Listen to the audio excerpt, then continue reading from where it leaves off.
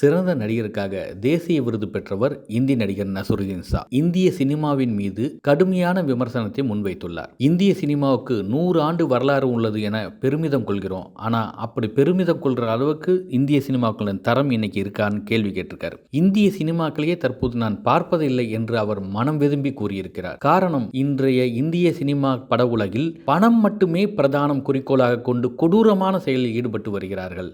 இதே நிலை நீடித்தால் சினிமாவின் மீதே அருவருப்பு வந்துவிடும் என்றும் அவர் கருத்து தெரிவித்துள்ளார். உலகில் எந்த மூலை முடுக்கு சென்றாலும் இந்திய உணவையே தேடி ஏன் நாம் சாப்பிடுகிறோம்? அதனுடைய தனித்தன்மை, ருசி அதற்காக தான். ஆனால் இந்திய சினிமாக்களில் அப்படி பிரத்யேகத்தன்மை, சிறப்பம்சம், புதுமை இதெல்லாம் இருக்குதா அப்படின்னு பார்த்தா கேள்விக்குறியா இருக்குது. இந்த விஷயத்தெல்லாம் மாற்றுறதுக்கு இயக்குநர்களும் தயாரிப்பாளர்களும் இதனை ஒரு எச்சரிக்கையாக எடுத்துக்கொண்டு செயல்பட வேண்டும். இந்திய சினிமாவின் தரத்தை மேம்படுத்த வேண்டும் என்று தனது மன ஆதங்கத்தை நடிகர் நசுருதீன் ஷா தெரிவித்திருக்கார்.